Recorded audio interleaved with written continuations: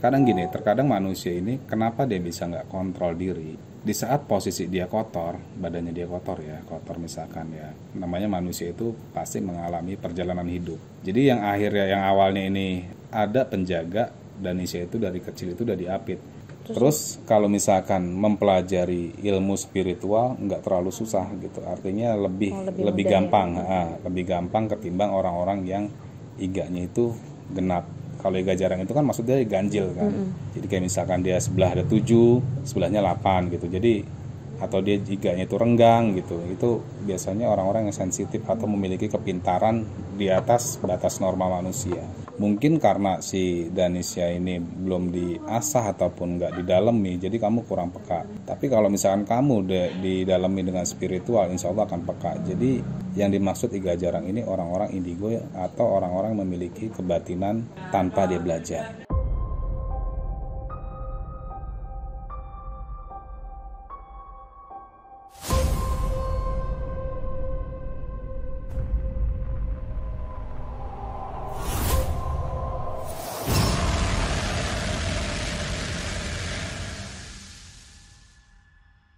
Assalamualaikum warahmatullahi wabarakatuh. Salam rahayu buat teman-teman Jejak Gentala. Jadi malam ini saya kedatangan subscriber nih, jauh-jauh dari daerah Jakarta. Mungkin ada beberapa pertanyaan yang mau ditanyakan.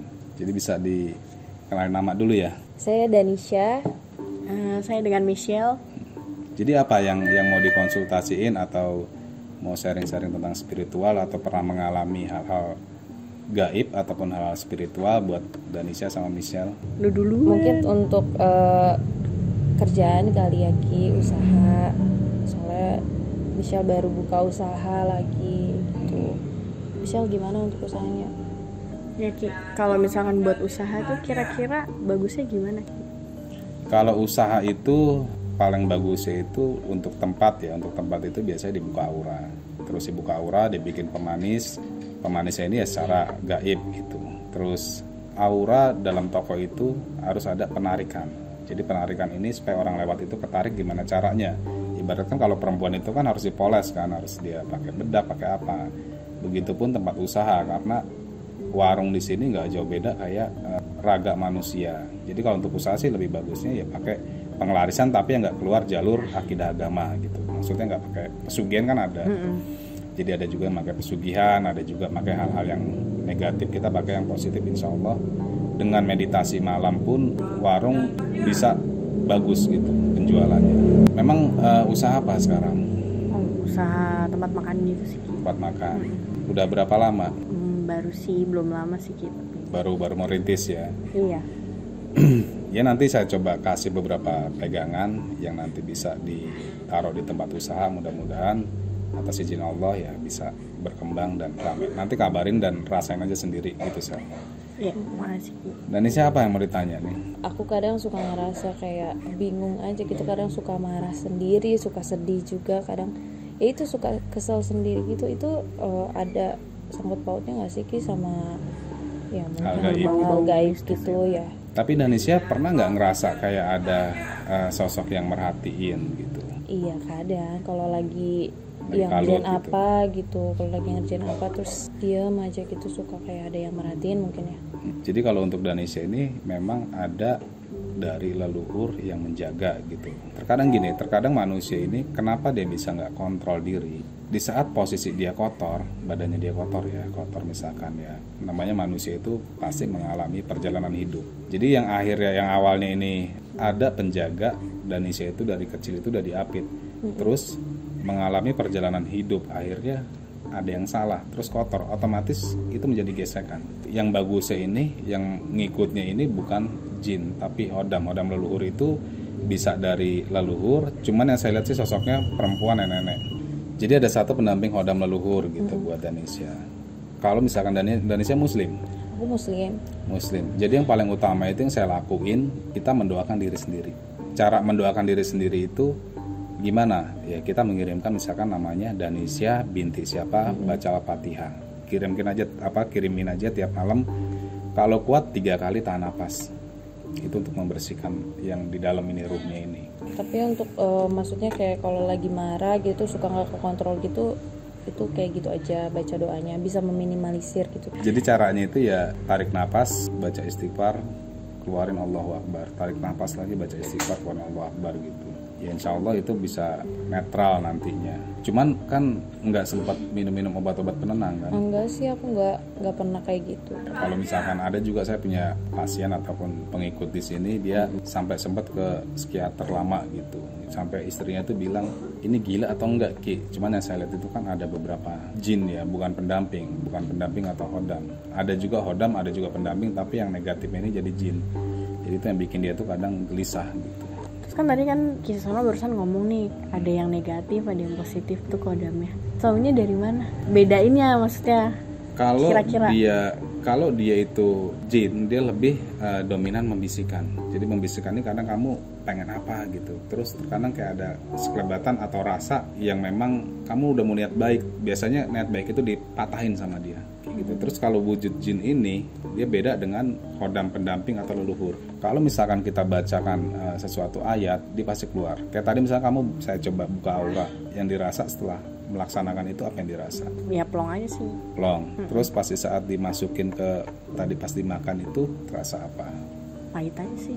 Mual efeknya, mual sih sekarang agak pusingnya? Mual. Tadi sempat pusing tapi sekarang udah agak mendingan sih. Jadi kalau misalkan jin itu pengaruh dalam diri kita, di saat ada juga metodenya ruqyah. Metode ruqyah itu bisa buat menetralisir atau menghilangkan jin gitu. Kalau hodam nggak bisa.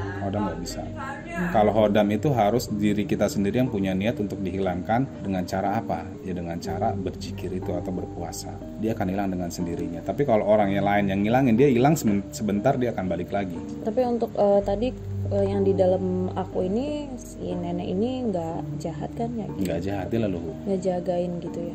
Jadi kalau leluhur ini gini, nenek itu ada zaman-zaman dulu ya. Apalagi kita keturunan pejuang, ruh itu dia meninggal, ruh itu kembali ke Allah, jasad itu kembali ke bumi, yang tertinggal itu ilmunya. Nah ilmunya ini mencari keturunan atau cucunya gitu deh. Itu yang ikut nenek itu ke badanmu itu ya, itu ilmunya sebenarnya, bukan wujud ruhnya ya. Kalau ruh itu udah pasti meninggal ya kembali ke Tuhan, tapi itu baik kok ngejaga. Emang suka ngalamin apa maksudnya selain hal itu, kepekaan atau apa? Enggak, kalau kepekaan sih enggak, cuman kayak lebih ke ya itu nggak bisa ngontrol diri. Tapi kalau misalkan udah marah tuh kayak ngerasa ya kayak kurang sadar aja gitu kayaknya ya. Suka nyakar lagi. Itu juga sih. Ya suka ada untuk nyakitin diri ya. Tapi waktu itu sejak aku bisa mengontrol diri ya udah agak pendingan sih. Tapi kan suka lupa ibadah juga ya Ki ya. Kadang-kadang kan nggak ingat juga. Jadi mungkin banyak yang nempel juga kan? Negatifnya lumayan banyak, nanti gampang dibersihin. Iya, lanjut ya Ki. Oke. Kalau misalkan tadi kan aku habis mandi nih, basah nih, terus tuh fungsinya tuh buat apa sih? Kalau boleh tahu Ki? Pembukaan aura itu yang paling utama pembersihan raga. Jadi pembersihan raga itu air yang untuk mandi, bunga yang untuk mandi itu udah diasmajat atau udah diritualkan dan dizikirkan. Mandi aura nanti misal diharuskan puasa 3 hari. Jadi puasa 3 hari ini fungsinya untuk apa? Membersihkan ruh yang ada dalam diri. Karena biasanya kalau kita melakukan perjalanan yang salah, bukan hanya jasad yang kotor, tapi ruhnya juga kotor, makanya auranya ketutup. Dan fungsi tadi mandi ya untuk membuka aura. Ya jadi lebih berkarisma. Cuman di puasanya ini jangan gagal. Nanti kamu banyak yang suka deh coba, buktiin aja. Gak usah harus dipelet. Kalau misalkan udah buka aura itu udah pasti banyak yang seneng gitu. Karena kan kamu juga tipikal orang yang nggak mau satu pasangan, nggak puas satu pasangan. Jadi aku mau ada yang ditanyain juga Ki. Kemana aku sempat dengar iga jarang ya? Iya. Iga jarang tuh sebenarnya apa sih Ki? Jadi iga jarang ini hampir sama kayak yang kamu alami. Jadi ada seseorang ini yang dikatakan indigo tanpa dia mempelajari ilmu spiritual, tapi dia punya kepekaan. Jadi punya kepekaan. Mungkin karena si Danisya ini belum diasah ataupun nggak didalami, jadi kamu kurang peka. Tapi kalau misalkan kamu didalami dengan spiritual, insya Allah akan peka. Jadi yang dimaksud iga jarang ini orang-orang indigo atau orang-orang memiliki kebatinan tanpa dia belajar. Ciri-cirinya tuh kayak gimana Ki biasanya? Biasanya ciri-ciri orang iga jarang ini dia lebih peka. Misalkan kayak Danisya nih mau kemana gitu, feeling kok nggak enak ya. kayak mau jalan ke sini ntar takut ada apa-apa. Kalau kita terabas apa yang kita pikirkan negatif itu biasa terjadi. Contoh misalkan naik motor, ini gue mau jalan kok malas banget, tapi kok gue mau lewat ke kanan kok malas gitu, tapi kita paksain ke kanan gitu. Harusnya kan itu jangan diikuti, tapi dihindari gitu. Kalau udah diikuti kita ke kanan ya pasti ada aja yang terjadi, atau jatuh atau kesenggol orang atau gimana itu. Jadi ciri-cirinya itu dia lebih peka. Terus banyak juga orang-orang yang mengalami iga jarang ini dia sering lihat hal-hal yang gaib. Karena di setiap rumah, gedung ataupun mall gitu, itu pasti biasanya kan banyak gaib kan, terutama kayak kunti, kayak misalkan genderuwo itu pasti ada. Dan biasanya itu dia lebih peka, walaupun dia nggak ngelihat secara wujud nyata, tapi dia bisa merasakan, paling nggaknya merasakan, atau dia hanya ngeliat kelibatan gitu. Jadi ciri-cirinya itu. Untuk kayak kadang kalau yang kita omongin bener tuh juga ya Ki ya. Termasuk karena kepekaan itu. Terus kalau misalkan mempelajari ilmu spiritual nggak terlalu susah gitu, artinya lebih gampang, lebih gampang ketimbang orang-orang yang iganya itu genap. Kalau iga jarang itu kan maksudnya ganjil kan. Jadi kayak misalkan dia sebelah ada 7, sebelahnya 8 gitu. Jadi atau dia iganya itu renggang gitu. Itu biasanya orang-orang yang sensitif atau memiliki kepintaran di atas batas normal manusia. Tapi untuk kelemahannya gitu kayak ada nggak di sih? Dampak negatifnya gitu ada nggak sih Ki? Takutnya kan nyerang ke tubuh atau kayak gimana? Kalau nyerang ke tubuh sih enggak ya, tapi biasanya kalau dia nggak bisa kontrol, kadang dia suka kayak dia komat-kamit sendiri. Karena kan ada yang ngajak ngobrol gitu. Jadi kadang dia, makanya kan kalau orang-orang yang udah buat teman-teman yang udah memahami tentang spiritual, kalau ada bisikan atau apa kita diam aja, ngomong dalam hati aja. Oh itu berarti mirip kayak kepribadian ganda nggak sih ngomong gitu Ki? Apa beda? Mungkin kalau secara medis bisa jadi kayak gitu. Tapi kan ada orang yang benar-benar kepribadian ganda, ada juga yang mengalami hal gaib. Jadi banyak juga yang orang-orang dalam hal-hal anak-anak indigo ini terkadang dia memang dia bandel, tapi dia punya kepintaran yang lebih pintar dari manusia pada umumnya. Jadi aku bisa belajar spiritual juga ya? Bisa. Mau. Yang penting buat puasanya nih. Harus puasa ya? Nanti begitu udah jadi gini, ada cakra mahkota namanya untuk penerawangan atau indra keenam itu dibuka portalnya. Jadi setiap manusia ini yang udah dia punya basic spiritual, kayak kamu tuh bisa dibuka mata batinnya terus kamu puasa, biasanya peka tajam. Misalnya kamu ngeliat pasangan, dia kelakuannya gimana sih, cukup dilihat dari mata ataupun muka dia tahu apa untungnya di situ. Cuman resiko ataupun negatifnya kalau misalkan kita udah mendalami itu, ya kita harus lebih hati-hati aja. Hati-hatinya tuh dalam hal apa sih? Ya, perjalanan jangan nikung-nikung belok-belok gitu. Karena apa? Selain diri kita harus ada yang kita jaga. Sebenarnya yang membuat seseorang itu menjadi susah ya, kayak misalkan banyak nih orang yang ngomong, Ki saya puasa udah, sholat udah, beramal udah, beribadah udah semuanya, tapi kenapa gue masih susah gitu? Ya karena badan dia itu, dalamnya itu, ruhnya itu masih kotor. Jadi kalau misalkan ruh dalam diri kita aja kotor, apalagi yang nempel di badan. Jadi secara nggak langsung kita mengotori Tuhan. Terus ada lagi di belakangnya yang ngedamping ikut kotor juga. Jadi itu yang bikin aura orang tuh tertutup atau susah menjalankan kehidupan ingin lebih maju. Gitu. Jadi menurut Kisana nih, apa tipsnya untuk kayak orang-orang kayak aku kayaknya ya? Yang tadi mungkin tipsnya gimana supaya mengendalikan itu mungkin? Kembali ke diri sih, Nis. Kembali ke diri. Karena yang pertama itu kebutuhan, ya kan. Jadi memang serba sulit ya, makanya kan orang yang sempurna di sini menurut saya itu orang yang sempurna ini orang yang bisa mengendalikan hawa nafsu. Kalau menurut Danisha sama Michelle ini, kita manusia udah sempurna belum masih ya. susah, masih kontrol susah, diri ya. Jadi di antara makhluk lain gitu kan. Kalau kita bilang manusia ini udah sempurna, bisa lo ngalahin ikan nggak tidur? Ikan pernah tidur nggak? Pernah merem nggak? Kayaknya enggak sih. Nggak pernah, dia gerak terus. Nah dari situ aja kita untuk segi spiritual aja udah nggak bisa ngalahin, itu baru ikan. Terus kalau kita belajar kepatuhan dari hidup sampai dia mati, dia istiqomah, belajar dari pohon, bisa kita kehujanan, kepanasan di situ. Padahal pohon itu banyak bermanfaat untuk orang lain. Contoh dia pohon obat atau buah, tapi dia itu istiqomah gitu. Karena apa ya? Karena hebatnya tumbuhan ini tidak diberi nafsu gitu. Jadi kalau Danisha ini mempelajari itu gampang kok. 7 kali kesini juga bisa ngeliat setan, ngeliat jin. Kalau cewek-cewek itu wajib nggak sih sebenarnya buka aura?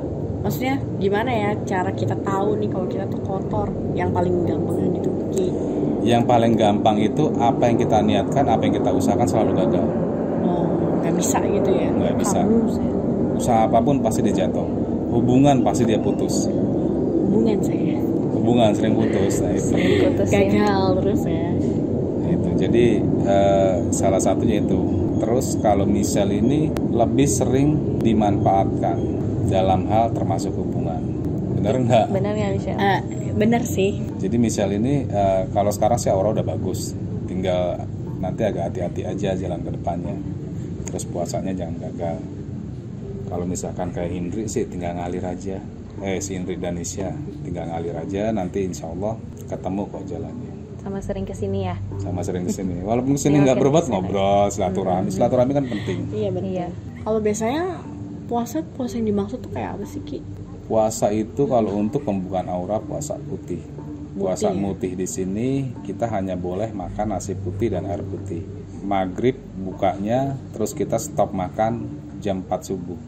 Jadi jam 4 subuh besok Michelle udah harus stop. Jadi sahurnya nasi putih air putih, buka maghrib nasi putih air putih selama 3 hari.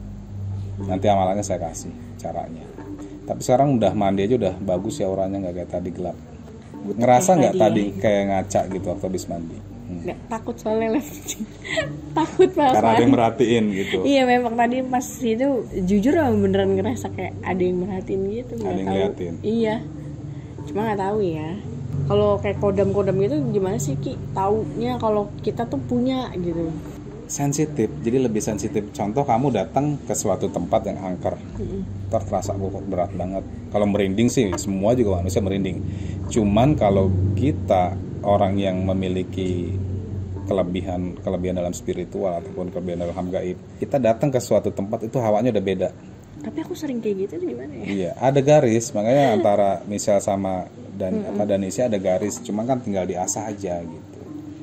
Udah ada garis tinggal diasah ya. Kalau saya sih di sini nggak mempermasalahkan tentang agama ya, walaupun kamu itu Kristen atau apa, insya Allah bisa. Yang penting menjalankan apa yang menjadi ketentuannya buat ritual aja. Jadi misalkan ritual itu bukan hal-hal yang negatif ataupun hal-hal yang berbicara yang nggak bagus gitu. Jadi ritual di sini ya kita ingat dengan Tuhan, menjalankan puasa. Iya ya. Iya, Kenapa Ki harus puasa, kita wajib itu berarti ya? Sebenarnya yang bikin diri kita ini kotor apa sih? Apa diri kita ini bukan orang suci dan diri kita ini selalu kotor? Karena dalam diri kita ini membawa kotoran, air seni ataupun kotoran gitu ya. Itu dalam diri kita tuh itu sebenarnya yang bikin kita kotor. Kalau orang berpuasa paling enggak dia mengurangi kotoran itu. Jadi buat saya itu orang-orang yang suci itu orang-orang yang memang dia olah spiritualnya tinggi dan dia itu jarang makan atau dia sering menjalankan puasa. Itu buat saya itu orang-orang yang bersih, itu menurut saya kayak gitu. Jadi kalau lu pengen deket sama Tuhan gitu, tapi kerjaan lu makan tidur nggak akan bisa dekat. Terus kalau orang-orang yang mageran gitu, males itu tuh kenapa ya, Ki? Itu Nempel, bawaan, ada yang nempel bawaan. apa gimana tuh? Ya siapa tahu ya kan, ada aura-aura negatif atau apa. Kalau memang ya itu, jadi ada larangan memang kita itu di satu rumah, kita nggak boleh ada kayak semacam patung atau apa. Itu sebenarnya dirasuki jin-jin. Tuh, jadi berpengaruh banget. Kalau misalkan rumah ini banyak jinnya atau penunggunya, itu pasti singup tuh kayak misalkan apa ya, gelap atau suram. Jadi tuh bawa aja malas. Jangankan bangun tidur, mau ngepel, mau ngapain aja pasti malas. Kalau rumah yang banyak penghuninya. Untuk rumah sendiri tuh bersihinnya tuh gimana, atau ada yang simple gitu, cara simpelnya mungkin kitanya bisa lakuin gitu? tipsnya gitu, Ki. Tipsnya untuk membersihkan rumah sendiri ingat dengan Tuhan. Ibadah ya? Ibadah. Ibadah. Ya, kalau misalkan Danisha ya dengan cara kita Iya, sholat. Terus sesekali ataupun habis maghrib itu boleh baca ayat kursi. Minimal 3 kali aja, baca aja habis maghrib. Kalau misalkan Michelle ya sesuai keyakinan aja, tetap ingat minta dengan Tuhan gitu, ibadah. Di rumah pun harus banyak berdoa gitu. Tengah malam ya berdoa aja minta. Itu mengurangi aura-aura negatif dalam rumah. Terus Ki, kodam aku tuh kayak gimana sih, Ki? Atau dari mana gitu, bisa tahu nggak? Kalau aura dari Danisha ini biru, jadi kodamnya ini biru, dia lebih ke yang menguasai ini penguasa. Jadi saya coba mau interaksiin dan saya rasain, tapi dirasain apa yang benar-benar dirasain ya.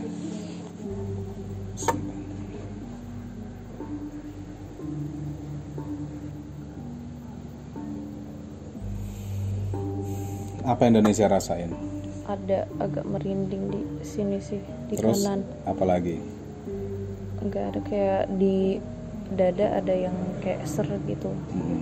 Jadi ada satu sosok kakek-kakek berjubah putih, cuman bukan jubah putih ya, lebih ke kayak pakaian pangsi putih, terus pakai ikat putih, jenggotnya putih, dia dari Cirebon, Jawa Barat. Ada turunan dari Jawa Barat? Ada papa sih. Papa ya. Nah, cuman di sini artinya dia posisinya sekarang agak lebih jauh. Karena apa? Dia nunggu nanti Indonesia ini umur 35. Umur 35 udah harus nanti lebih peka, udah harus ibadahnya dikencengin. Tapi nggak terasa pusing kan? Enggak sih. Cuman ada merinding di sini aja sebelah kanan. karena dia datang. Emang ada yang emang kalau aku emang ada juga Nah, gitu. coba dideteksi ya. Nggak apa-apa. Madep sana aja. Maaf ya. Konsentrasi minta sama Tuhan. Apa Michelle yang dirasa? Gak tahu ya, kayak deg-degan gitu, kayak sesek gitu. Nyesek.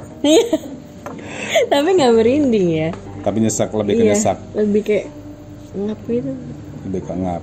Jadi kalau Michelle di sini yang saya lihat sih dia semacam putri, tapi pernah juga dia nyinden tanah Jawa. Tapi aku orang Jawa sih. Orang Jawa. Nah, Jadi gini, ada nggak satu-satu musik kayak misalkan hal-hal kayak musik tradisional mau di luar negeri ataupun di Indonesia didengerin tuh kayak narik gitu? iya ada. Musik Emang, apa? maksudnya yang kayak yang sih kalau kayak kita kan nonton biasanya kalau film horor kan ada kayak gamelan gitu-gitu tuh. Takut aja langsung merinding gitu. Merinding, kayak ketarik nggak gitu? Lebih kayak ya gimana ya, ngerasanya kayak emang agak aneh aja gitu. Agak Takut jadi kalau pas denger gitu. Iya. Jadi lebih ke sinden ataupun putri gitu. Tapi untuk Indonesia ini sebenarnya bagus karena dia itu yang kakeknya itu dia kayak semacam orang pintar ataupun tokoh ulama gitu. Nanti di saat umur 35, walaupun Indonesia nggak ketemu dengan dia, tapi kamu ketemu apa yang kamu cari. Nanti buktiin aja omongan saya. Mudah-mudahan umur masih panjang. Nanti kalau misalkan udah pada sukses jangan lupa ke tempat Kiseno gitu. Enggak lah. Jadi nanti umur 35 sekarang berapa? Aku baru umur 22 sekarang. Masih 22, jadi masih panjang. Mudah-mudahan umur 35 apapun yang kamu cari insya Allah berhasil terus gitu. Insya Allah kayak gitu. Jadi buat misal kamu kerja nggak akan maksimal, lebih bagus ke bisnis. Bisnis apapun, tapi yang berbentuk makanan. Nanti kalau misalkan ada modal lebih gede, restoran, jangan tanggung-tanggung. Walaupun aku masih suka kerja juga gitu. Ya nggak apa-apa Maksudnya kerja. emang ada niatan mau aktif lagi gitu. Nah kalau misalkan kerja itu cukup, tapi untuk maksimal nggak bisa. Karena pakmu itu di bisnis. Ya misalkan sekarang kerja tetap kerja gitu buat tambah-tambahan pemasukan, tapi adain bisnis kayak gitu. Yaudah guys, nanti kita lanjut lagi nih karena waktunya juga udah mau habis. Mungkin nanti ada part 2-nya buat nanya-nanya tentang spiritual ataupun tentang horor. Jangan lupa tonton sampai habis.